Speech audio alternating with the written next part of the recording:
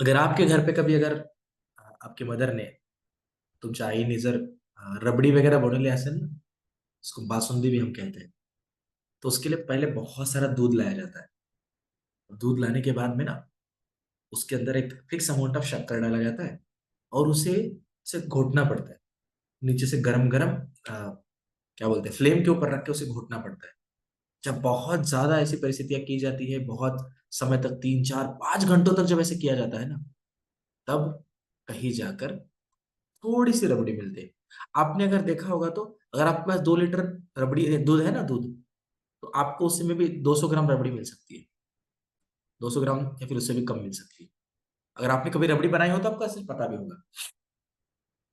ये जो प्रक्रिया चल रही है ना हमारी, जो भगवत गीता के सेशन के थ्रू आगे बढ़ने की प्रक्रिया, इसमें भी हमने बहुत ज्यादा दूध लाया था। वो दूध की संख्या सच अगर उस वक्त 120 लीटर की थी, लेकिन अभी वो दूध कम होते होते होते होते आज 15 लीटर पे आ चुका है। या अभी कल जाके 16 लीटर पे फिर से 1 सेकेंड 10 लीटर पे आएगा। बताने का मर्म यह है कि रबड़ी बनाने की क्षमता उस पानी में कभी नहीं होती तो थोड़ी सी भाप या फिर थोड़ा सा फ्लेम लगने के बाद में भी उड़ जाए। ऐसे ऐसे पानी को कभी भी रबड़ी के लिए जगह नहीं होती। जो एक्चुअल एसेंस है जिसकी वजह से रबड़ी बनती है, वो उस आग के साथ तपना सीख लेता है। तो इस कक्षा के दौरान बहुत बार आपको ऐसा दिखेगा कि संख्याएं कम हो रही है, संख्याएं विभाजित हो रही है, लेकिन आप सभी लोगों को एक बात पे विश्वास होना चाहिए कि आप पानी नहीं है, तो आप उस दूध का वो वाला अंश है जो गौ माता के थनों से निकला हुआ है और आगे जाके किसी की, क्या बोलते हैं उसको, भूख को तृप्त करने वाला है। और वो भी बड़े ही आनंद से। इसीलिए रबड़ी हमेशा टेस्टफुल रहता है, क्योंकि तपाई होता है ना उतना देर तक। So you also get some sort of test. So चलिए शुरू करते हैं हमारे भगवत गीता का पहला सत्र। देख रहे हो ना यहाँ पे आपके सामने, आप अगर देखोगे तो आपको 18 अध्याय दिख रहे होंगे ना, 18 chapters. First chapter, second chapter, third, fourth, fifth, six, seventh, eight, nine, tenth, 11, 12, 13, 14, 15, 16, 17, 18, 18, yes. 18 अध्यायों तक आपकी भगवत गीता चलने वाली है। उसमें आपको पता है मैंने पहले 6 अध्याय थोड़े से ऊपर लगाए हैं, बीच में और 6 अध्याय है और नीचे 6 अध्याय है। 6 6 6 18 अध्याय है यहाँ पे। पहले 6 अध्यायों में कर्मयोग के बारे में बात की जा सकती है, या फिर की मतलब की कृष्ण ने कही है। कर्म किस प्रकार करना चाहिए, कर्म करने के क्या मायने होने चाहिए, कर्म कितने प्रकार का होता है, कर्म को करते वक्त किन किन चीजों का ख्याल हमें रखना चाहिए, कर्म के सिद्धांतों के बारे में बहुत ही ज्यादा रोचकता से यहाँ पर बात की गई है। अगर आप 7वें अध्याय से 12वें अध्याय तक बात करेंगे, जो मिडिल वाला सेक्शन दिख रहा है, चैप्टर 7 से लेके चैप्टर 12, इसके बीच में अगर आप चेक करेंगे ना, तो आपको दिखेगा यहाँ पर भगवान सबसे प्योर और सबसे आसान मार्ग, जिसे हम भक्ति योग कहते हैं, उस भक्ति योग के बारे में बात करते हैं। सो अभी भक्ति योग की अपने आप में बड़ी महिमा है। मैं ये नहीं कह रहा कि कर्मयोग से कुछ हो नहीं सकता, लेकिन भक्ति योग भी अपने आप में बहुत सरल है। उसके बाद में अगर आप 13वें अध्याय से 18वें अध्याय तक देखेंगे ना, 6, तो उसमें आपको दिखेगा कि वहां पर ज्ञान योग आ रहा है, जिससे आप ज्ञान अर्जित करके भगवान के बारे में बहुत सारी चीजों को समझ सकते हैं। आइए शुरू करते हैं भगवत गीता को। सभी इस स्पेसिफिकली मैंने इनके बारे में आपको इसलिए बताया कि जैसे ही अ, धर्मयुद्ध का आरंभ हुआ कुरुक्षेत्र के ऊपर, तब सारी सेनाएं अपने आप एक दूसरे के सामने खड़ी थी। कौरव सामने खड़े, पांडव यहाँ पर खड़े, इस हिसाब से। तो अभी ऐसे वाले परिस्थिति में अगर आप देखेंगे तो भगवान के जो भक्त है, जो भी अ, भगवान के पास जब गए थे, भगवान को ये कहने के लिए, भगवान हमें आपकी सहायता चाहिए इस धर्म युद्ध के लिए, तो आपने देखा होगा साइड में वहां पे दुर्योधन ऑलरेडी खड़े हैं भगवान के सिर के पास। और जो हाथ जोड़कर है ना, वो अर्जुन है, तो सामने से अभिलाषा कर रहे हैं भगवान से, भगवान इस धर्म युद्ध में हमारा साथ दीजिए। आपको पता है किस प्रकार अर्जुन को मिले ऑप्शन में से अर्जुन कृष्ण को चूज करते हैं, और दुर्योधन है वो अपने आप में आनंद की अनुभूति करते हैं जब उन्हें पता चलता है कि उन्हें नारायणी सेना मिलने वाली। दोनों अपने अपने जगह पे आनंद में रहते हैं। एक भक्त भगवान को प्राप्त करके आनंद में रहता है, दूसरा भगवान की शक्तियों को प्राप्त करके आनंद में रहता है। लेकिन भगवान की शक्तियां कभी भी भगवान से बड़ी नहीं हो सकती, इसके बारे में हमें हमेशा ज्ञान होना चाहिए। आइए थोड़ा सा आगे बढ़ते हैं। तो आपने देखा होगा ना, बहुत ज्यादा कोई ज्वेल रहता है, वैल्यूएबल ज्वेल रहता है। Have you seen the valuable jewel? आप में से कितने लोगों ने देखा है या सुना है वैल्यूएबल ज्वेल, जो बहुत ज्यादा महंगा हीरा हो सकता है? करेक्ट। तो इसके बारे में अगर आपने देखा होगा ना, तो आपको पता चलेगा कैसे दो पैकेट्स के बीच में उसे रखा जाता है, बराबर ना, उस जैसे यहाँ पे रखा गया है। सो सिमिलरली एक है अपर कवरिंग, एक है लोअर कवरिंग, उसके बीच में जो 6 चैप्टर आते हैं ना भक्ति योग, वो जो कवरिंग है ना, वो कवरिंग दर्शाती है कि एक्चुअली में भक्ति योग इतना वैल्युएबल क्यों है, उसको ज्वेल की तरह रखा गया है। आजपर्यंत तुम्ही जेवढे सारे एक्झाम्पल ऐकले असतील, त्यामध्ये मे बी तुम्ही संत तुकाराम महाराजांचे एक्झाम्पल ऐकलं असेल। आपने संत तुकाराम महाराज जी का एग्जाम्पल सुना होगा, आपने संत ज्ञानेश्वर जी का एग्जाम्पल सुना होगा, आपने संत सोकामेड़ा जी का, मैंने उसके ऊपर एक छोटा वीडियो बनाया था। मोस्टली आज हम उसको ग्रुप पे 10 मिनट का वीडियो आप देख सकते हो, आपको पता चलेगा उनका हिस्ट्री क्या था एक्चुअली, उनके बारे में। और भी बहुत सारे संत थे। आप बली महाराज का एग्जाम्पल ले लीजिए, ध्रुव महाराज का एग्जाम्पल ले लीजिए, आप किसी भी बड़े भक्त का एग्जाम्पल ले लीजिए। उन्होंने भगवान के प्रति भक्ति की थी, भगवान से प्रेम का आदान प्रदान किया था। इसीलिए भक्ति योग की अपनी आप में बहुत बड़ी महिमा है। उसके बारे में हम बात करेंगे। आइए हम थोड़ा और आगे बढ़ते हैं। सो जैसे कि आप सभी लोगों को पता होगा, ये जो पर्टिकुलर ज्ञान है, yes, एक मिनट, हाँ। सो अभी इस ज्ञान के बारे में आदि शंकराचार्य जी ने पहले कहा था। अब आदि शंकराचार्य जी ने गीता के बारे में बहुत ज्यादा अच्छी बातें कही है। तो गीता शुरू करने से पहले आइए हम थोड़ा सा देखना चाहेंगे आदि शंकराचार्य जी ने गीता के बारे में क्या क्या कहा। तो आदि शंकराचार्य जी कहते हैं, गीता शास्त्रमिदं पुण्यम यह पठते प्रयताम पुमान् विष्णोर्पदम् अवाप्नोति भय शोकादिवर्जितः। मतलब अगर कोई पर्सन है जो अगर अच्छे से भगवत गीता को पढ़ता है और अगर उसके इंस्ट्रक्शंस को अपने जीवन में अच्छे से फॉलो करता है ना, तो वो पर्सन पूरी तरह से जो डिप्रेशन एंजाइटी होता है ना, उससे बाहर निकल जाएगा और उसे भगवान कृष्ण, भगवान विष्णु के चरणों का आश्रय मिल जाएगा। ऐसे कौन कह रहे हैं? ऐसे मैं नहीं कह रहा, ऐसे आदि शंकराचार्य जी कह रहे हैं।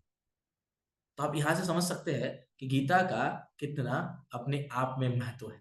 यस, सभी लोगों को थोड़ा सा आइडिया आ रहा होगा मैं क्या बोल रहा हूँ। यस, सबको क्लियर है यहां तक?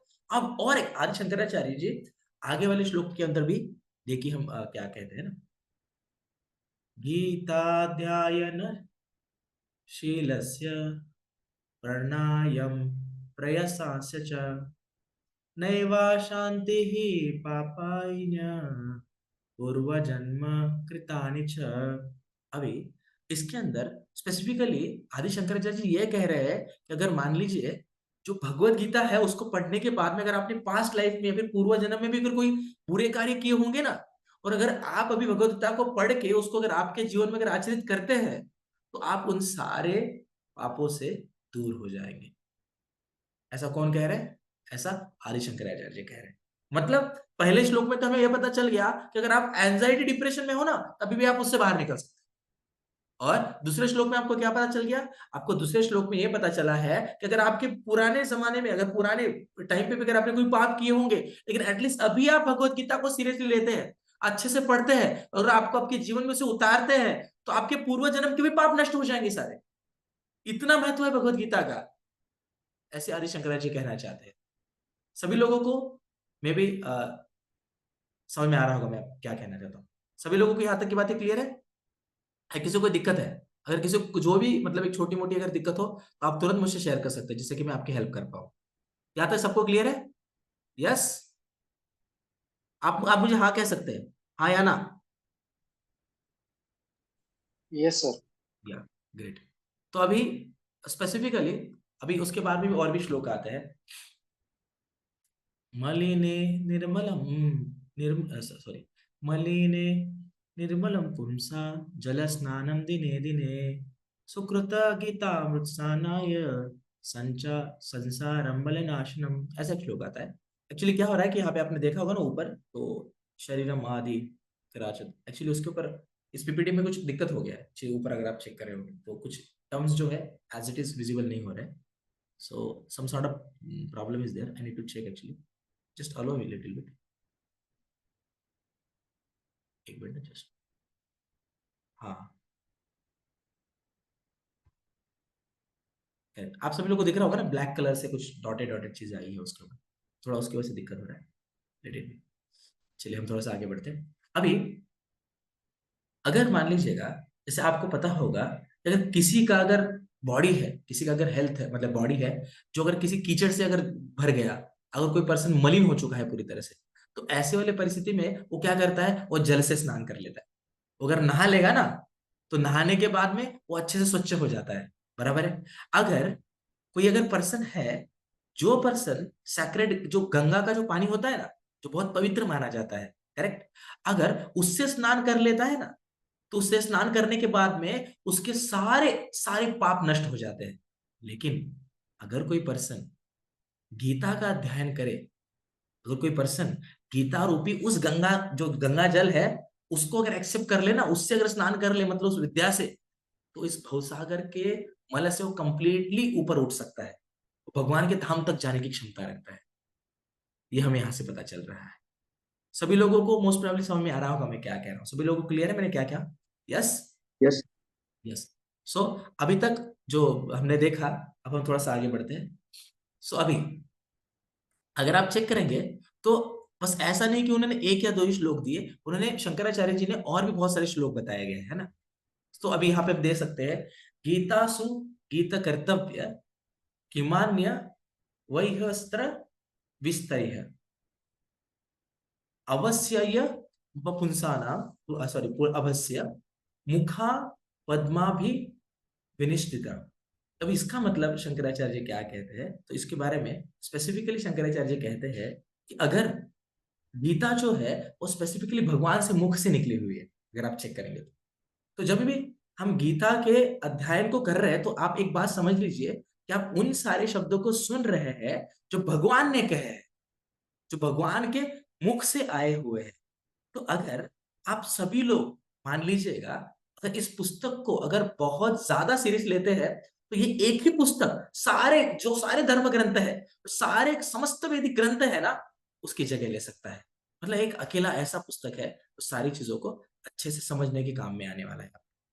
सभी लोगों को मोस्टली क्लियर होगा मैं क्या है, तो इसकी इतनी सारी मतलब महिमा है आदि शंकराचार्य की तरफ से, मतलब कही गई है। तो इसी प्रकार और भी बहुत सारे श्लोका से अगर यहाँ पर अगर आप चेक करते हैं तो, लेकिन अगर आप चेक करेंगे, जैसे अभी ये वाले श्लोक के बारे में मैं थोड़ा सा बात करना चाहूंगा। सर्वोपनिषदो गावो दुग्ध गोपाल नंदन पार्थो वत्स्य सुधीर भोक्ता दुग्ध गीतामृतम।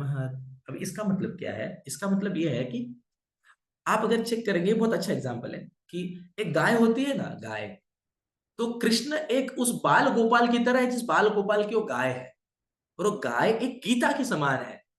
तो जैसे एक बछड़ा अपने गाय की ओर जाकर, अपनी माँ की ओर जाकर गाय के दूध को पीने का प्रयास करता है ना, उसी प्रकार ये जो पर्टिकुलरली जो वहां पे जो बछड़ा है ना, वो अर्जुन की भूमिका में है, और जो गाय है वो गीता की भूमिका में है। तो कृष्ण गाय रूपी गीता से अर्जुन को दुग्ध रूपी ध्यान दे रहे हैं गीता का। तो हम भी अगर इसी भावना में इसे सुनते हैं ना, तो उस दूध का पान हम भी कर सकते हैं। ऐसा आदि शंकराचार्य जी इससे कहना में चाहते हैं। तो आप यहाँ पे चेक कर पा रहे होंगे कि गीता सारी उपनिषदों का इसेंस है। आपने देखा होगा ना, जो वेद रहते हैं, उपनिषद रहते हैं, तो वेदास के अंदर उपनिषद एक पार्ट आता है, उसका मर्म है गीता, मतलब अगर आप चेक करेंगे तो ये सारी चीजों के बारे में आपको ध्यान आएगा जब आप गीता को अच्छे से सुनोगे। आइए अब हम आगे बढ़ते हैं थोड़ा सा, और भी बहुत सारे श्लोक है। अभी स्पेसिफिकली मैं डायरेक्टली उस परिस्थिति के ऊपर आना चाहूंगा, इसके बारे में अ, हमें डिस्कशन करना है। तो कल तक तो हमने देख लिया था किस प्रकार जो अर्जुन है, वो अर्जुन कृष्ण को कहते हैं कि कृष्ण, क्या अरेंजमेंट है, मुझे जाके चेक करना है एग्जैक्टली कौरवों में क्या किस प्रकार उन्होंने के सैनिकों का अरेंजमेंट किया हुआ है, करेक्ट। तो वहां से वो तो मतलब वहां पे पूरी तरह से अर्जुन बिखर जाते हैं। अर्जुन जो देखते हैं अपने गुरुवर्य और हमारे दादाजी जो भी होते हैं भीष्म पितामह, उनके सामने ही है, बोलते मैं उन्हें कैसे मार सकता हूँ, है ना। ऐसे मैंने आप थोड़ा स्टोरी बताया था। लेकिन अभी जब मैं गीता बताने जा रहा हूँ, गीता के बारे में, तो हम लोग गीता के जो पहले चैप्टर से जो शुरू कर रहे हैं ना, तो अभी स्पेसिफिकली हमें पता चलेगा कि पहले तो कृष्ण अर्जुन को ये बताते हैं कि तुम्हें तुम्हारा काम किस प्रकार करना है।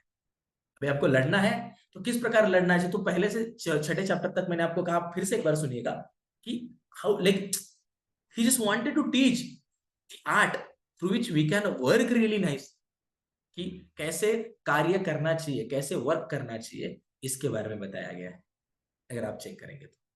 अभी उसके बाद में, लेकिन 7वें से 12वें चैप्टर के अंदर स्पेसिफिकली भगवान के बारे में, मतलब कृष्ण के बारे में, मतलब भक्ति योग के बारे में भगवान बताते हैं। लेकिन उसके बाद में 13वें चैप्टर से 18वें चैप्टर तक, मतलब इस संसार के अंदर जीते वक्त, जो जिसे मैंने बोला ना थोड़ा सा ज्ञान योग के बारे में, उसके बारे में स्पेसिफिकली बात करी गई है। तो अभी हम स्टार्टिंग से शुरू करने वाले हैं इसे, जैसे कि आपको इसकी ब्रीफ में आइडिया थोड़ी सी आ जाए। यस, सो अभी यहां पर जो पहला श्लोक दिया गया है, वो पहला श्लोक है धर्म क्षेत्रे कुरुक्षेत्र, मतलब specifically I start with 1.1। Dhritarashtra उवाच धर्मक्षेत्रे कुरुक्षेत्रे समवेतायुत्सवः मामका पांडवाश्चैव किमा कुर्वर्त संजय। अभी आपने देखा होगा ना, तो फिर ये जो भगवद गीता है ना, इसकी शुरुआत ही जो ये पहले चैप्टर का, पहले अध्याय का पहला श्लोक है जो आज हम डिस्कस करने वाले हैं। लेकिन ये पहला ऐसा श्लोक है जो प्रश्न से शुरू हो रहा है, मतलब अपने आप में पहला ऐसा श्लोक है जो कि प्रश्न से शुरू हो रहा है। जैसे कि धृतराष्ट्र पूछ रहे इसके अंदर, क्या पूछ रहे पता है क्या? संजय से। अब संजय कौन थे? जब धृतराष्ट्र को कुछ दिखाई नहीं पड़ता था ना, तो व्यासदेव जाके कहते हैं कि मैं संजय को ऐसी ताकत देता हूं कि संजय आपके पास बैठेगा और संजय को सब दिखेगा कि कुरुक्षेत्र के अंदर क्या क्या हो रहा है, और संजय आपको बताएगा। तो इसीलिए जब कौरव और पांडव अपने आप एक दूसरे के सामने अपने अपने मिलिट्रीज लेके खड़े थे ना, उस टाइम पे जो धृतराष्ट्र थे ना, वो प्रश्न करते हैं ऐसा कि उस धर्म क्षेत्र कुरुक्षेत्र के ऊपर मेरे पुत्र और वो पांडु के पुत्र आमने सामने एक दूसरे के सामने खड़े, अब वो क्या कर रहे हैं? अब मतलब युद्ध चालू हुआ क्या, क्या हुआ मतलब? लेकिन वो जो प्रश्न पूछा गया ना, उस प्रश्न के पीछे कुछ हिडन चीजें भी है। तो हम थोड़ा डेप्थ में उन चीजों के बारे में बात करना पसंद करने वाले हैं आज। सो स्पेसिफिकली किन चीजों के बारे में, किन चीजों के बारे में यहां पर बात की जाएगी, उसके बारे में थोड़ा सा देखते हैं। क्या रीजन था ये प्रश्न पूछने के बारे में, और इस प्रश्न को इतनी महिमा क्यों, इतना इंपॉर्टेंस क्यों दिया गया कि इतने बड़े जो सॉन्ग ऑफ गॉड है, भगवान की जो गीता है, उसमें पहला स्नान इसको दिया गया। तो इसके पीछे भी अपने आके में एक इंपॉर्टेंट बात है, जैसे आई टेल यू व्हाट। अभी अगर आप चेक करेंगे कि धृतराष्ट्र थोड़ा डाउटफुल थे। अब धृतराष्ट्र किन चीजों के बारे में डाउटफुल थे पता है क्या? धृतराष्ट्र को पता था कि जो सारे मेरे बच्चे और जो पांडु के बच्चे हैं ना, वो जहां पर भी खड़े हैं ना, वो धर्म क्षेत्र है, राइट? वो धर्म क्षेत्र है। तो ये जो धर्म क्षेत्र कुरुक्षेत्र है, धर्म के साइड से है हमेशा। अगर आपको मतलब पता नहीं होगा, तो वहां पर बहुत बड़े महात्माओं ने पहले जाके तपस्या की थी, इसीलिए उसे धर्म क्षेत्र बनाया गया था। इवन तो इंद्र ने भी एक ऐसा वरदान दिया था कि ये जो जो कुरु, जो एक मतलब राजा थे कुरु के, कुरुवंश के, उन्होंने जब भगवान के मतलब इंद्र की आराधना की थी, उस टाइम पे इंद्र जी ने ही उसको आशीर्वाद दिया था पर्टिकुलरली कि इस क्षेत्र से जो भी पर्सन का मृत्यु हो जाएगा ना, वो पर्सन डायरेक्टली स्वर्गलोक में जाएगा। इसलिए बहुत बार लोग प्रश्न करते हैं ना कि सर दुर्योधन भी हमने सुना स्वर्ग गया था, अब दुर्योधन ने इतने सारे कांड कर दिए, फिर भी भाई वो कैसे ही चला गया ना वहां पे, उसको तो नरकलोक भेज देना चाहिए था। ट्राई टू अंडरस्टैंड, जो स्वर्गलोक है वो कुछ परमानेंट प्लेस नहीं है ना? आज कुछ लोग ऐसा कहते हैं कि अगर हम भगवान के नाम पे, जिहाद के नाम पे अगर किसी को मार देंगे, कहीं पे जाके फट जाएंगे या फिर किसी को फोड़ देंगे, फिर भी हमें 72 हूरें मिलेंगी, ऐसा कहना होता है किसी का। तो अपने आप में वो लोग सही भी है। अभी थोड़ा मैं क्रूशियल वाला पॉइंट डिस्कस कर रहा हूँ, so please do not take it your heart, but whatever I say understand, try to understand what I am saying. मैं जितना सत्य कहूंगा आपको आप एक्सेप्ट भी कर लोगे इसे। I just give analogy. आप में से कितने लोगों को स्वर्ग में जाना है? I just want to ask you, आप में से कितने ऐसे लोग हैं जिन्हें स्वर्ग में जाने की अभिलाषा है? सर हमने सुना था स्वर्ग के अंदर सुंदर सुंदर कन्याएं रहती है जो बहुत सुंदर दिखती है। स्वर्ग की सच्ची परिभाषा क्या है? Okay, Jyotiraditya, I was missing you yesterday brother, कहाँ था तू? सॉरी सर, वो मतलब कल का डे मतलब गलती से भूल गया था, इस वजह से आ नहीं पाया। Okay okay, try to but understand. अभी कंटिन्यू करूंगा। Yes, yes. It's like that is really good. Actually, I'm not gonna give class for people those who have little bit interest towards it. I want to give this class for people those who want to dedicate themselves for dharma. So you are a person I'm considering that will contribute eventually for dharma. जो धर्म को सीखेगा और दूसरों को सिखाएगा, you should come. यहाँ पे जितने बच्चे हैं I am yes sir. Considering the all are jewels. Yes, ठीक है, तो अभी पॉइंट पे आ जाता हूँ। मेरा प्रश्न ये था कि बाइबल के अंदर भी कहा गया है कुछ हेवन वेवन रहता है, कुरान के अंदर भी कहा गया है कि कुछ जन्नत वन्नत रहता है, यहां तक कि हमारे भी धर्मशास्त्र के अंदर कहा गया है कि कुछ स्वर्ग रहता है। समझने का प्रयास कीजिएगा कि स्वर्ग में जाना या हेवन में जाना या फिर जन्नत में जाना कोई अपने आप में बड़ी बात नहीं है। क्यों बताया क्या?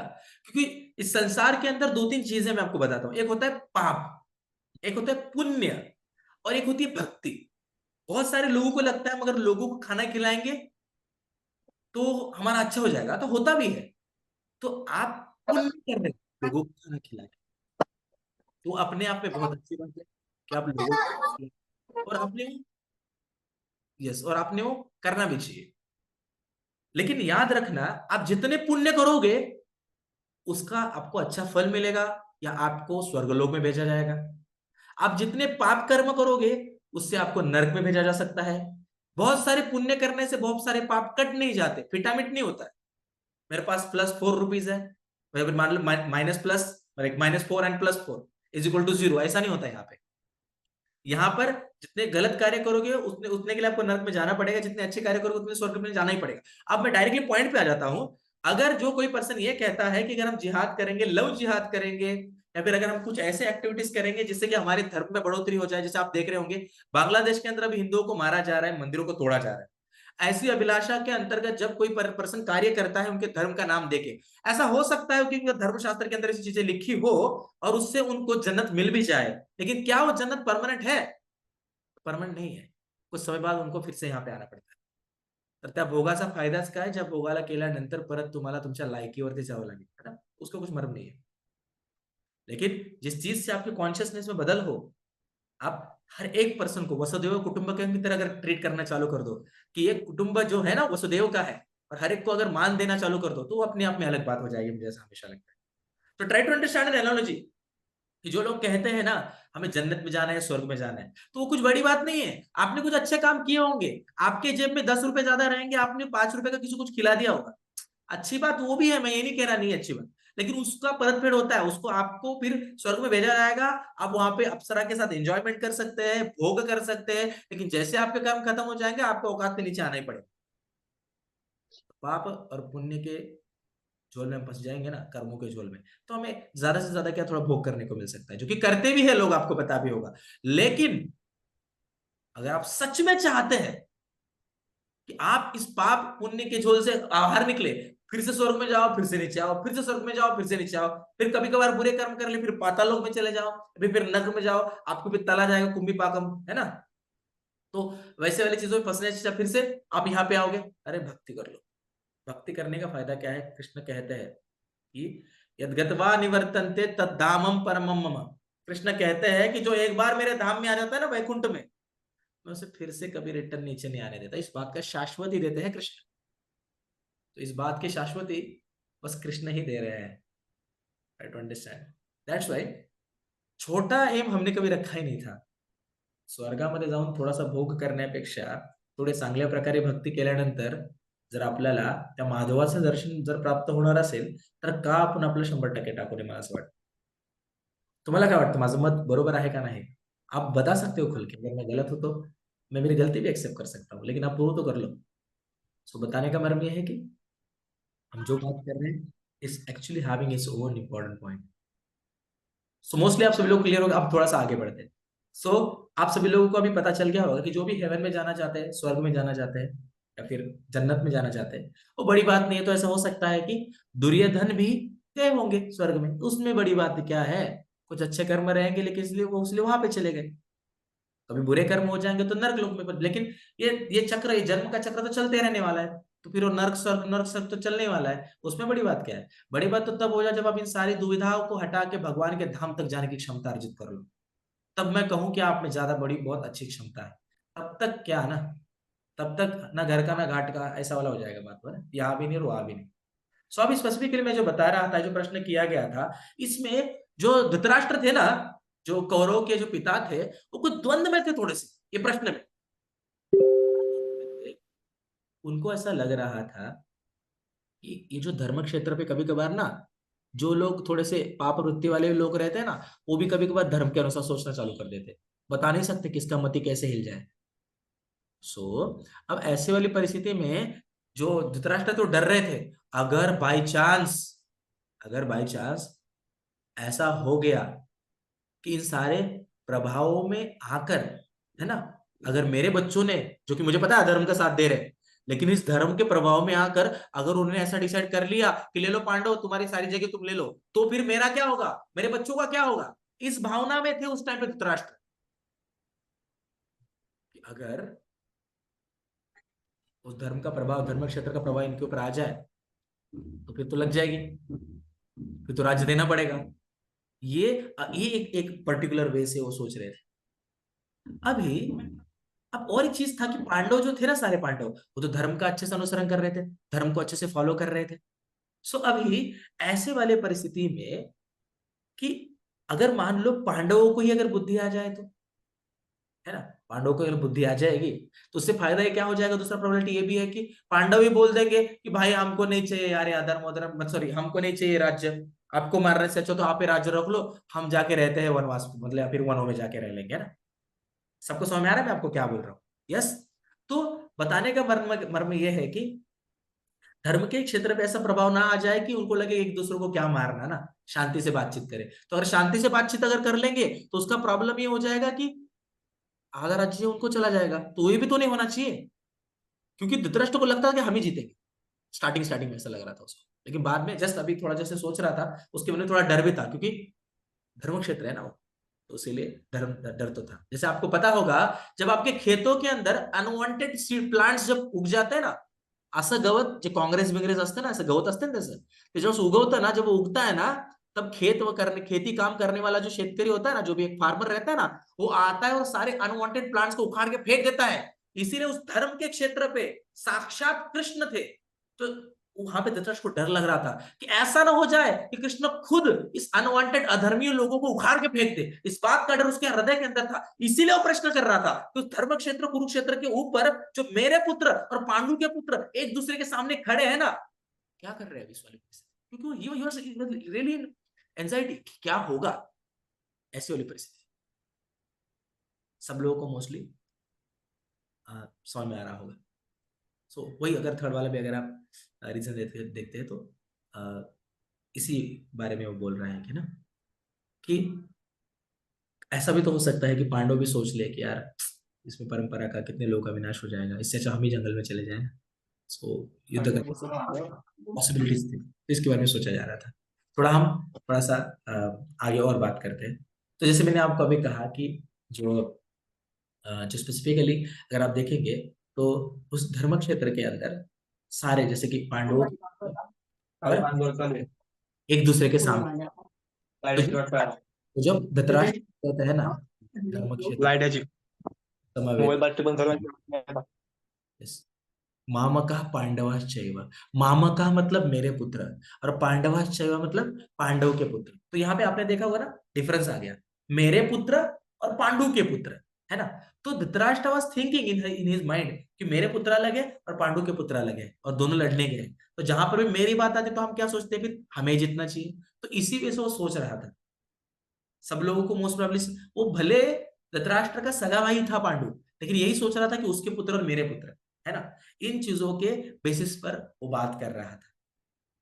सो अभी बताने का मर्म ये है कि जब ऐसी कॉन्शियसनेस से हम जब आगे बढ़ने का प्रयास करते हैं ना, कि मैं तू है ना, इस हिसाब से, तो हम लोग कभी भी पूरी तरह से आगे नहीं बढ़ सकते। That we need to understand. आप सभी लोगों को यह बात पता होना चाहिए। सो अभी जैसे मैंने आपको कहा कि धर्म क्षेत्र पे तो धर्म की खेती होगी ना, और उस खेती को बनाने वाले तो साक्षात कृष्ण मौजूद थे वहां पे। तो अधर्मियों का तो सफाया होने वाला था, इसके बारे में धृतराष्ट्र को पता था। इसीलिए वो थोड़ा एंजाइटी में था। वो सोच रहा था कि धर्म की संस्थापना करने के लिए कृष्ण मेरे सारे बच्चों को मार सकते हैं। तो ये जो सारी चीजें थी ना, क्योंकि धर्म, अब इसमें से और एक धर्म क्षेत्र जैसे मैंने आपको बोला है ना, जो एक राजा थे कुरु, उन्होंने क्या किया था, इंद्र के से तपश्चर्या से एक वर प्राप्त करके लिया था कि कुरु या फिर धर्म क्षेत्र के अंदर, मतलब कुरुक्षेत्र के अंदर कोई भी मरता है तो उसे स्वर्गलोक प्राप्त हो जाए, है ना। और उसके अलावा भी बहुत सारे ऋषि मुनि जो थे, उन्होंने भी वहां पर क्या किया था, तपश्चर्या किया था। उसके वजह से उसे तपोभूमि भी कहा जाता था। इसमें पृथ्वी महाराज आते हैं जो कि बहुत बड़े महान भक्त थे। यस। और एक मुद्गल भी थे उसमें। और एक, चलिए अब आगे थोड़ा सा हम बढ़ते हैं अभी। सो अभी स्पेसिफिकली हम थोड़ा, मैं अभी थोड़े से आपको कुछ एग्जांपल्स दूंगा 5 मिनट में। मैं से हम चेतना क्या होती है। अब मैं से हम चेतना मतलब क्या, व्हाट एक्चुअली मैं से हम चेतना मतलब। जिसमें पहला एग्जांपल आता है, आपको पता होगा कि जब कंस को पता चला कि जो देवकी होती है, जैसे देवकी को कंस जो था ना, वो अपने क्या बोलते हैं, रथ के ऊपर लेके जा रहा था अपनी बहन का शादी होने के बाद में। अभी होता यह है कि जब वो देवकी को ले जा रहा था, तब उसे पता चलता है ऊपर से भविष्यवाणी होने के बाद में, इतना प्रेम से जग दे, पूरा पूर्ण जग पाहत होतं त्यावेळेस एक एक म्हणजे भाऊ आपल्या बहिणीला एवढ्या प्रेमाने घेऊन चाललेला आहे ना, म्हणजे आपल्या भाऊजींना आणि आपल्याला बहिणीला घेऊन चालला है, इस हिसाब से देख रहे थे सब लोग। लेकिन जब भविष्यवाणी हो गई, तब क्या हुआ, तब तुरंत उसने तुरंत देवकी के केश खींचे और उसका तुरंत गला काटने के लिए तलवार उठा ली। लेकिन अभी ऐसे परिस्थिति में वसुदेव फिर क्या कहते हैं कि आप ऐसा मत करो, ये आपकी बहन है और अभी ये जस्ट बहा कर जा रही है। इस वाले परिस्थिति में अगर आप ऐसे करेंगे तो फिर क्या चलेगा। आप देखो कंस खुद रथ चला रहा था, खुद तुरंत उसके केस खींच के उसका गला काटने पे उतारू हो गया। तो अभी ऐसे वाले परिस्थिति के अंदर, मतलब आप खुद ही चेक कर सकते हैं, आप खुद ही देख सकते हैं कि पहले जो सबके बारे में सोचने वाला पर्सन था, जब खुद की बारी आई तो कैसे सबको मारने के लिए उतारू हो गया। तो ये होता है आई टू बी कॉन्शियसनेस। मतलब पहले हम खुद के बारे में सोच रहे हैं ना, तो देखिए कैसे। फिर उसको बहुत ज्यादा विनती करने के बाद में फिर वो बोलता है कि 8वां पुत्र मारने वाला है ना, तो मैं सारे पुत्रों को लाके आपको दे दूंगा, आप चिंता मत कीजिए, लेकिन आप देवकी को मत मारिए, क्योंकि वो उनकी सगी बहन थी। सो इसीलिए फिर वसुदेव ने उनको शांत करने की कोशिश कर सके। दूसरा एग्जाम्पल अगर आपको पता होगा तो, जैसे मैंने आपको बताया था कि विदुर विदुर भी भाई थे धृतराष्ट्र के और पांडु के। तो जब विदुर को सभा के अंदर से दुर्योधन अपमानित करके निकालता है ना, जब द्रौपदी का वस्त्रण हो जाता है ना उसके बाद में, तो जब वो निकालता है तब जो विदुर होते हैं, वो विदुर वहां से चले जाने लगते हैं। और विदुर को ऐसा लगने लगता है कि ये मेरा अपमान कर रहे हैं, इनको ऐसा लग रहा है कि ये लोग खुद के बारे में बहुत ज्यादा अच्छा सोच रहे हैं, या फिर ये सब लोग एकत्रित है, मैं अकेला हूं। लेकिन ऐसा नहीं है।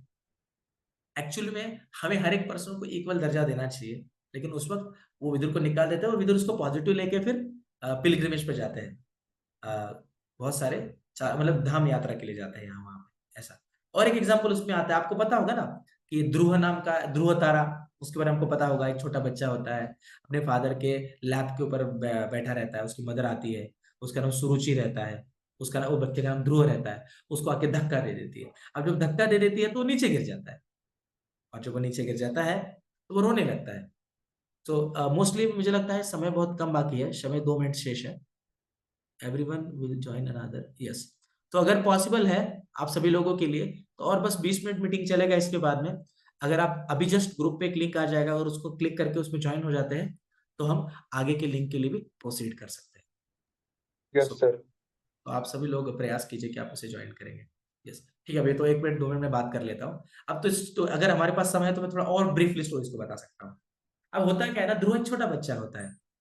अब ध्रुव को दो माएँ होती है, दो मदर्स होती है। एक का नाम होता है सुरुचि, एक का नाम होता है सुनीति। अब जो सुरुचि रहती है ना, वो दिखने में बड़ी सुंदर रहती है। अब उसके वजह से उनके जो पिता होते हैं ना, उनके पिता का ज्यादा स्नेह सुरुचि की तरफ रहता है। एक दिन होता ऐसे है कि जो ध्रुव है वो अपने फादर के लैप के ऊपर बैठा रहता है, मांडीवरती बसरीलास्तु वडिलांच्या। अब उसकी माँ आती है, उसके हाथ को पकड़ती है और उसको झटका देके निकाल देती है नीचे, वो नीचे गिर जाता है। गिरने के बाद वो रोने लगता है। 5-6 साल का बच्चा, उसे क्या पता चलता है ना, उसे तो यही पता चल रहा है मेरी माँ ने मेरे फादर के लैप से मुझे धक्का देके नीचे गिरा दिया। और सूर्यजी कुछ कठोर वर्ड्स बोलती है। सूर्यजी कहती है कि अगर तुम्हें तेरे फादर के लैप पे बैठना है ना, तो जा विष्णु की आराधना कर और अगले जन्म में मेरे योनि से जन्म ले, मेरे पेट से जन्म ले। अगर तू ऐसा करेगा तभी तू इस पर्टिकुलर जंगा या फिर मांडी के ऊपर बैठने के लिए पात्र है। ऐसा कहने के बाद में ध्रुव को बहुत बुरा लगता है। सो ये जो आई वाला कॉन्शियसनेस ना, मेरा मेरा, ये ऐसा नहीं होना चाहिए। हमें हर एक को समान भाव से देखना चाहिए। हमें कभी भी वो मेरा है, ये मेरा नहीं है, इस भाव से कभी भी चीजों को देखना नहीं चाहिए। इस एग्जाम्पल से हमें ये पता चलता है। लेकिन आपको पता होगा इसके वजह से फिर आगे ध्रुव जो होते हैं वो जाते हैं और बहुत बड़े भक्त बन जाते हैं, जाके विष्णु को रिझाते हैं, विष्णु की आराधना करते हैं, विष्णु को प्रसन्न करते हैं। ये बात आपने देखी होगी। सो स्पेसिफिकली अगर आपको यहाँ तक की अगर सारी बातें क्लियर है, तो हमें एक बात के ऊपर तो बहुत ज्यादा अड़ी के रहना चाहिए कि हमें आई टू वी कॉन्शियसनेस पे जाना चाहिए। आई टू वी कॉन्शियसनेस मतलब क्या? मेरा मेरा मेरा ऐसा नहीं करना चाहिए, सबके बारे में सोचना चाहिए। ये कॉन्शियसनेस बहुत इंपॉर्टेंट है। इसलिए भगवद्गीता के अंदर जो पहला श्लोक है, माम कहा पांडवाश्चैव, मेरे और पांडु के पुत्र क्या कर रहे हैं, ऐसा नहीं कि सारे हमारे ही पुत्र हैं। So this is the really important verse जो हमें बताता है कि हमें आई टू वी। तो कैकेयी और मंत्रा के एग्जाम्पल से हमें पता चलता है कि uh, जैसे मैंने आपको कहा कि दशरथ महाराज और कैकेयी रथ पे रहते और एक युद्ध में रहते हैं। उस टाइम पे कैकेयी रथ का चक्का बाहर नहीं निकलना चाहिए, इसलिए रथ के यहाँ पे जो चक्का रहता है वहां पे एक रॉड रहता है, तो चक्का बाहर ना निकले इसलिए होता है, उसमें अपनी उंगली को फंसा देती है। अब इससे प्रसन्न होकर दशरथ महाराज कहते हैं कैकेयी मांगो आपको क्या चाहिए, मुझे आपकी इच्छाएं पूरी करनी है। उस टाइम पे कैकेयी कहती है समय आने पे भी मांगूंगी। तो धर्मशास्त्र कहते हैं, धर्मशास्त्र नहीं कहते एक्चुअली, लेकिन महान विद्वान लोग कहते हैं कुछ भी हो जाए तो किसी भी स्त्री को आप कभी भी ये मत कहना कि मांगो आपको क्या चाहिए। अगर वो गलती आप कर भी देते हो, चलो ठीक, मैं समझ सकता हूँ, कभी कभार प्रेम में आकर हम लोग ऐसी गलतियां कर दे, लेकिन इस चीज का केयर लीजिएगा कि वो स्त्री ये ना कहे कि मैं फ्यूचर में मांगूंगी, क्योंकि स्त्री ऐसे परिस्थिति में ऐसी चीज ही आपसे मांगेगी जो आप दे नहीं पाओगे। तो इसलिए उसको बोलने के भाई तेरे को अब भी जो चाहिए मांग। ऐसा नहीं कि मैं परसों नरसों बरसों मांगूंगी। तो इसीलिए इवन तो यही एक रीजन था कि ये चांस बस कह को मिल चुका था, इसलिए दशरथ महाराज को मरना पड़ा आगे जाके। सो इसीलिए हमें ज्यादा फेथ नहीं रखना है। ऐसा है। Faith, you may keep faith but with your intelligence, by using your intelligence. ठीक है। सो अभी वैसे गिरी हुई रहती है नीचे और वो बोलती है कि मैं नहीं चाहता कि जो राम है वो राजा बने, मैं चाहती हूँ भरत राजा बने, राम वनवास के लिए जाए। आपको पता होगा स्टोरी। तो सब कुछ अच्छा चल रहा होता है, सब कुछ सही होता है, लेकिन जब मैं, मेरे लिए, मेरा, ये सारी चीजें अपने जीवन में आ जाती है ना, तो हम कभी भी सुखी नहीं रह सकते। तो भगवत गीता आपको शुरुआत में ये बात सिखा रहा है कि हमें आई टू वी कॉन्शियसनेस के ऊपर जाना चाहिए। थोड़ा सा आगे बढ़ेंगे। सो और एक ये वाली स्टोरी जो है, ये वाली स्टोरी बहुत ज्यादा एक इंपॉर्टेंट स्टोरी है, युधिष्ठिर की व्यापकता। अगर आपको मैंने लास्ट टाइम एक स्टोरी बताई होगी तो आपको पता होगा कि एक यक्ष रहते हैं जो पानी के तालाब में रहते हैं, और जो युधिष्ठिर महाराज होते हैं उनको वो अपने चारों भाइयों को भेजते हैं एक एक करके, जाके वो सब लोग पानी पीते और मर जाते हैं। अब ऐसे वाली परिस्थिति में जो पर्सन रहते हैं, जो कि यक्ष रहते हैं, वो बोलते हैं मैं आपको पानी पीने दूंगा, लेकिन आपको मेरे कुछ प्रश्नों के उत्तर देने होंगे। और ऐसे बहुत सारे प्रश्न पूछते हैं। सारे प्रश्नों के उत्तर जब युधिष्ठिर महाराज देते हैं ना, तो यक्ष कहता है कि मैं आपके प्रश्नों से इतना ज्यादा खुश हो गया कि अब आप, मैं आपको और एक चीज भेंट में देना चाहूंगा। आप आपके 4 मृत भाइयों में से किसी एक भाई को जीवित कर सकते हैं। ऐसा कहने के बाद में अब आप मुझे बताइए, कुछ 2-3 महीनों बाद, मतलब कुछ ही समय बाद महाभारत का युद्ध होता है। महाभारत के युद्ध में अर्जुन की और भीम की बहुत ज्यादा आवश्यकता होती है। तो चारों भाइयों में से मगर आप, मैं अगर आप होते युधिष्ठिर महाराज के जगह पे, तो आप किसको आह्वान करते, आप किसको बुलाते, या फिर आप किसको जीवित करने का प्रयास करते, आप मुझे बताइएगा, किसको करते? नकुल, सहदेव? सर ये Bhim and Arjun. Obviously Bhim and Arjun. लेकिन उस टाइम पे अगर आपको पता नहीं होगा तो युधिष्ठिर महाराज कहते हैं कि मैं नकुल को जीवित करना चाहूंगा। सो अभी, यस, नकुल को कहते हैं स्पेसिफिकली।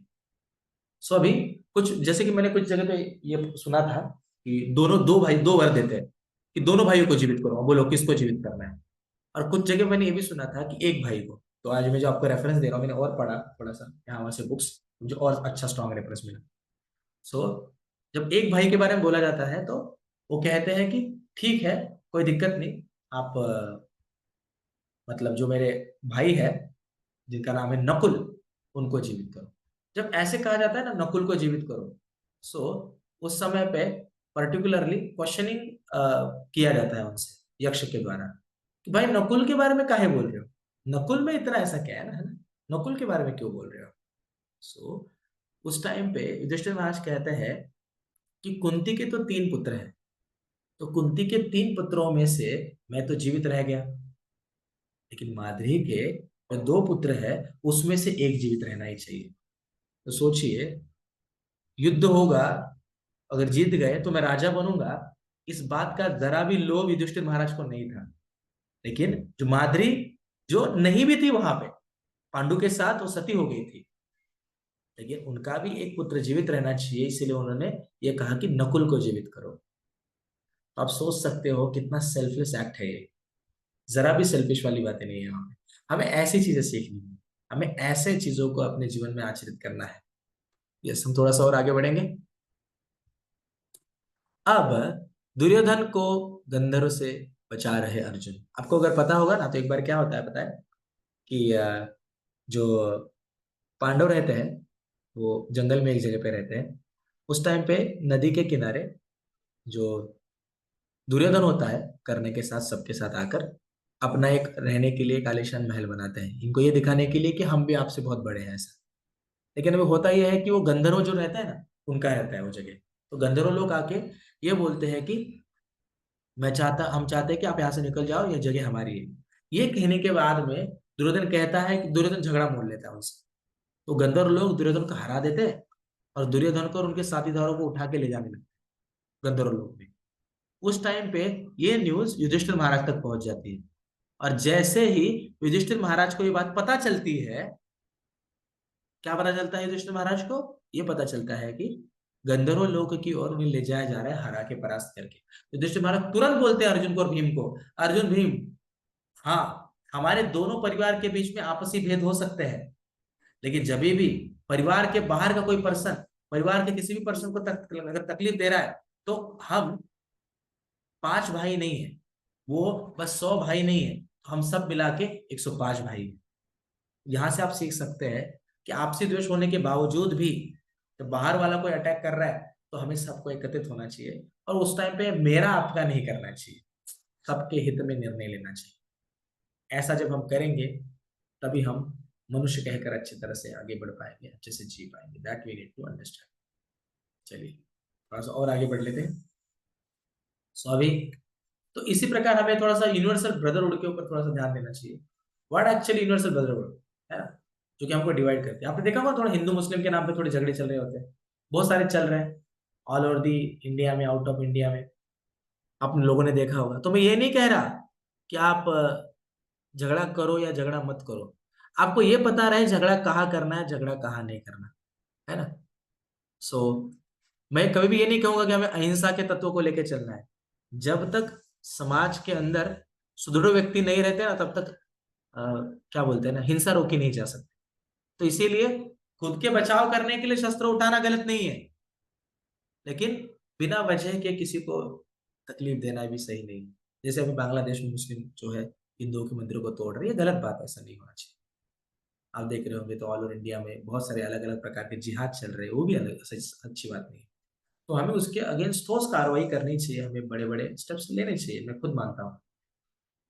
लेकिन हमें हमेशा जो हमें तकलीफ दे रहा है उनके अगेंस्ट लड़ने के लिए तैयार होना चाहिए। अगर ऐसा कोई पर्सन है, जो आपको तकलीफ नहीं दे रहा तो हमें उसे तकलीफ नहीं देनी चाहिए। या मूव अहेड। आपने देखा होगा ना, जो व्हाइट ब्लैक के वो झगड़े चलते हैं अमेरिका के अंदर, बहुत ज्यादा होते हैं व्हाइट ब्लैक के झगड़े, कि मैं तुझे नहीं छोड़ूंगा, मैं तुझे नहीं छोड़ूंगा। पकड़ दे तो कोई नहीं है, लेकिन बोलते मैं तुझे नहीं छोड़ूंगा। बहुत सारी चीजें चलती रहती है, और आपने देखा होगा। सो या किसी का मैसेज आया है। यस यस ओम, करेक्ट। ठीक है, थोड़ा सा आगे बढ़ेंगे। अभी रिच एंड पुअर, तो इससे चीजों को डिवाइड किया जाता है, इससे चीजों को अलग अलग मर्म से समझा जा सकता है।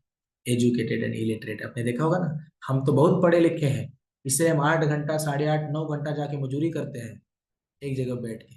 वो गरीब खेती में बस 4 ही महीना काम करता है, ऐसा बहुत सारे लोगों को लगता है, लेकिन ये उल्टी चीज है। मुझे जोकिंग बताने का मर्म यह है कि हमें डिस्टिंग्विश नहीं करना चाहिए लोगों को, ऐसा है। ये थोड़ा सा ज्यादा ही खतरनाक हो गया, ब्यूटीफुल एंड अगली, है ना। सो ये ज्यादा चलता है समाज के अंदर, तो हमें ऐसा डिस्क्रिमिनेट नहीं करना चाहिए। इसके ऊपर से मुझे एक स्टोरी याद आया, मैं आपको बताना चाहता हूँ। एक छोटा स्टोरी है वैसे ये। दरअसल होता यह है कि एक अष्टावक्र नाम के एक ब्राह्मण रहते हैं, जो अपने शरीर से 8 जगह से टेढ़े रहते हैं। अब होता ऐसा है कि उनकी स्टार्टिंग से मैं थोड़ी आपको 1 मिनट के अंदर स्टोरी बताना चाहूंगा उनकी, 1 मिनट में। अब होता क्या है दरअसल, जरा सुनिए। एक घर में एक ब्राह्मण होते हैं और उनकी वाइफ, दोनों रह रहे होते हैं। उस ब्राह्मण की वाइफ के पेट में एक बच्चा रहता है। तो उस परिस्थिति में होता ऐसे है कि जो ब्राह्मण रहता है, वो बोलते, उनकी बहुत गरीबी की परिस्थिति रहती है। वो उस टाइम पे जनक महाराज रहते थे, जनकपुरी में। तो वो जनक महाराज के सभा के अंदर बहुत सारे लोग डिबेट किया करते थे, मतलब जाके वाद, ऐसा वेदांतवाद करते हैं या फिर शास्त्रवाद करते हैं ना, बातें करते हैं, डिबेट करते हैं, डिस्कशन करते हैं। और वैसे अगर डिस्कशन में कोई जीत गया तो उसको बहुत बड़ा बड़ा प्राइज मिलता था उस टाइम पे। तो वो ब्राह्मण कहता है कि मैं जाऊंगा और मैं जाकर ये वेदांतवाद करूंगा, और जीतने के बाद में मुझे राजा से कुछ अच्छी चीजें प्राप्त होंगी, मुझे कुछ चीजें मिलेंगी। ये कहने के बाद में वो जो ब्राह्मण है वो राजा की, जनक की सभा में जाता है, और वहां के एक बड़े मंत्री होते हैं, उन्हें जो शास्त्रवाद करने के लिए चुनौती देता है। चुनौती देने के बाद में, लेकिन वो ब्राह्मण जो रहता है ना, जो बड़ा, जो क्या बोलते हैं उसे, जो मंत्री रहता है, बहुत बड़ा महामंत्री है, वो ये कहता है कि सभा, इस डिबेट में जो भी पर्सन हार जाएगा इस डिबेट में, तो उस पर्सन को एक रूल को फॉलो करना पड़ेगा। तो रूल क्या रहेगा कि जो भी पर्सन हारेगा वो जाके गंगा में छलांग मार देगा, मर जाएगा गंगा में जाके। तो ये सोचने के बाद में ब्राह्मण डर जाता है पहले, फिर बाद में सोचता है वैसे मेरी इतनी गरीबी है, जीके भी मैं क्या करूंगा। ये सोचने के बाद में वो जाता है और डिबेट करता है। डिबेट करने के बाद में दिन के अंत में ये हो जाता है कि ब्राह्मण हार जाता है, और जो महामंत्री होता है वो जीत जाता है। अब महामंत्री के कहने पे वो ब्राह्मण गंगा के अंदर छलांग मार के मर जाता है। लेकिन वो जो माँ रहती है, जो उस ब्राह्मण की जो वाइफ रहती है, उसके पेट में तो बच्चा रहता है ना। वो बच्चा जब बाहर आता है पेट से, तब वो विकलांग रहता है, और शरीर से 8 जगह से टेढ़ा होता है। इसीलिए उसका नाम अष्टवक्र होता है। अष्टवक्र मतलब शरीर के 8 भागों में टेढ़ा है वो। अब लेकिन उसको दिमाग बहुत खतरनाक रहता है अष्टवक्र। अष्टवक्र ने आगे जाके अष्टवक्र गीता भी लिखी है, उपनिषदों के अंदर उनका स्टोरी आता है। तो जो अष्टवक्र रहते हैं, वो ये कहते हैं कि वो मतलब अपनी माँ को हर रोज आके एक ही प्रश्न पूछते रहते हैं। मतलब वो गुरुकुल में विद्या अर्जन कर रहे होते हैं, उनकी मदर को आके हर बार एक ही प्रश्न पूछता है कि माँ, मेरे फादर का नाम क्या है, मेरे पिताश्री कहाँ पे है, कहाँ गए मेरे पिताश्री, जो बताओ। मैं गांव वालों को पूछता हूँ तो वो भी नहीं बताते। माँ बोलती है, बेटे तू सुन नहीं पाएगा, छोड़ दे इन बातों को। ये बोलने के बाद में अष्टवक्र को एक दिन बहुत गुस्सा आ जाता है। अष्टवक्र यंग होता है आप ही की तरह, 18 19 साल का, 16 17 साल का। अष्टवक्र बोलता है एक दिन, अगर माँ तू मुझे नहीं बताएगी मेरे पिता कौन है, मेरे पिता कहाँ पे है, मैं जाके गांव वालों से पूछ लूंगा। उसकी मदर बोलती है, उसकी मदर उसको सब सच्चाई बता देती है कि ऐसे ऐसे तेरे पिता के साथ हुआ है। तेरे पिता डिबेट करने के लिए गए थे राजा के राज्य में, वो हार गए और उनको फिर गंगा के अंदर छलांग मार के मरना पड़ा। तो अष्टवक्र कहता है, हे माँ, मैं तुम्हें वचन देता हूं कि मेरे पिता को जिसकी वजह से मरना पड़ा है ना, मैं उसे हरा के दिखाऊंगा डिबेट में। ये कहने के बाद में अष्टवक्र उसी जनकपुरी में, उसी जनक की सभा में जाते हैं। लेकिन इस बार वो लकड़ी में लेके ऐसे लकड़ी टेकते टेकते जा रहे होते हैं। 8 जगह से शरीर में टेढ़े होते, विकलांग होते हैं।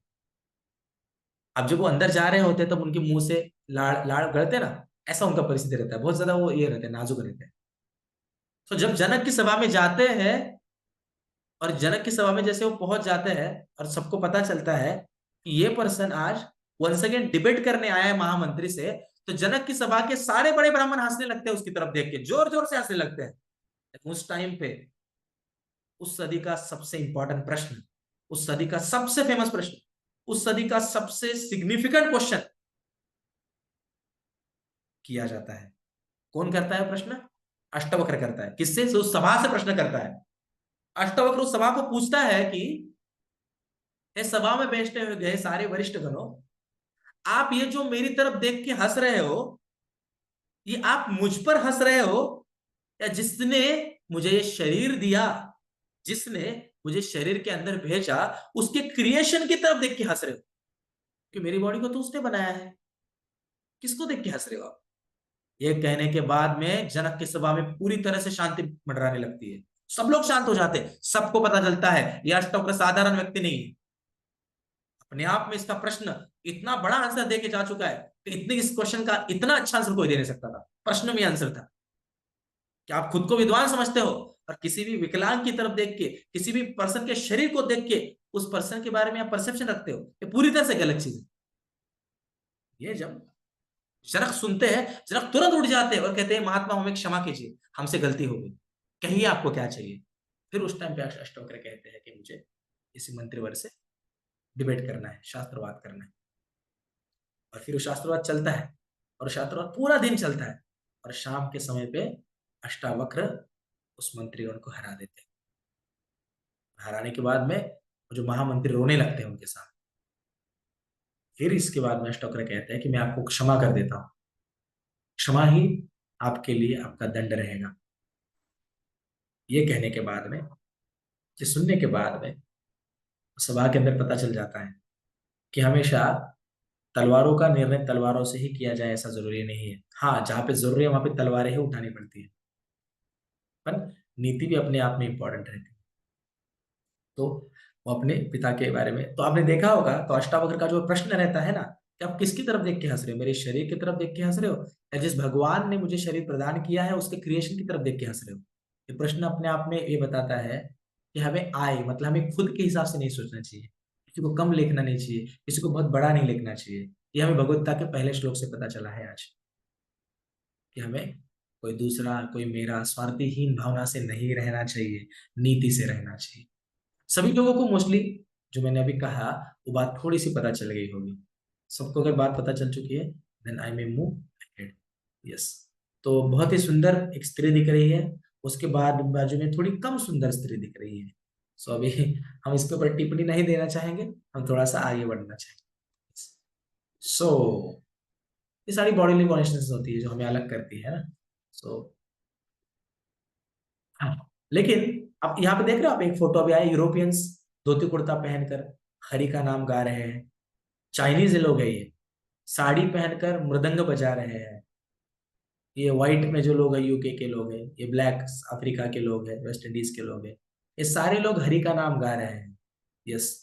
यस, तो we are from ISKCON society, international society of Krishna consciousness, इसको हम इस्कॉन भी कहते हैं।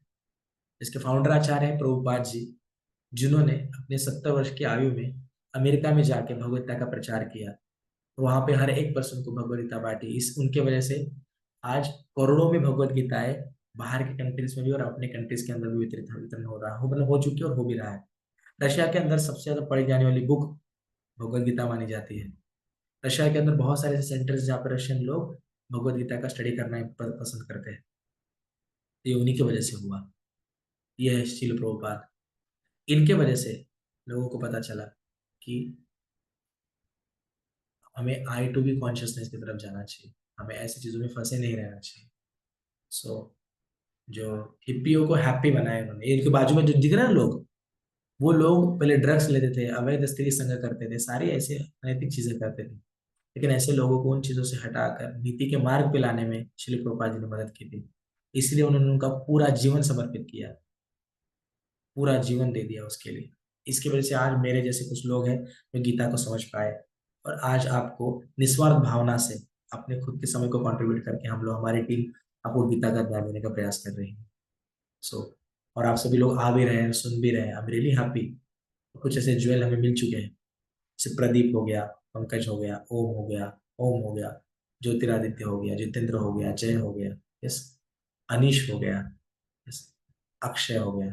ये सारे लोग जो है, I am really fortunate to all of you कि आप सब लोग आ रहे हैं और इस गीता के सत्र का लाभ उठाने का प्रयास कर रहे हैं।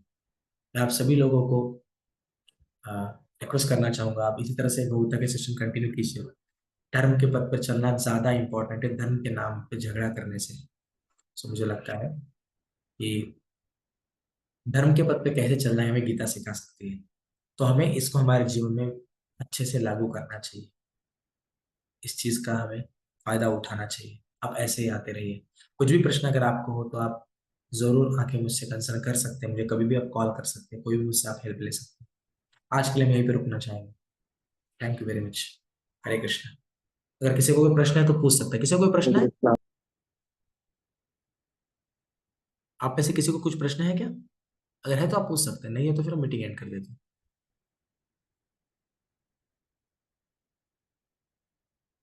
यस, मोस्टली आपको प्रश्न नहीं है तो हम मीटिंग एंड करेंगे। Thank you very much. आज वैसे आपके ग्रुप के ऊपर एक क्विज आएगा, तो जो क्विज है उसको आपको सॉल्व करना है, जो आज के गीता के सत्र के ऊपर होगा वो, और उसको सॉल्व करके आप उसको टाइप करना, मतलब टाइप भी नहीं करना, उस पर टिक करना है और सबमिट कर देना है। तो हम कल जो टॉपर्स रहेंगे उसके बारे में बताएंगे, कौन कौन टॉपर्स हैं। Okay, thank you very much. Okay sir. Yes, Hare Krishna. चलो, यस, हरे कृष्ण। हरे कृष्णा। हरे कृष्ण।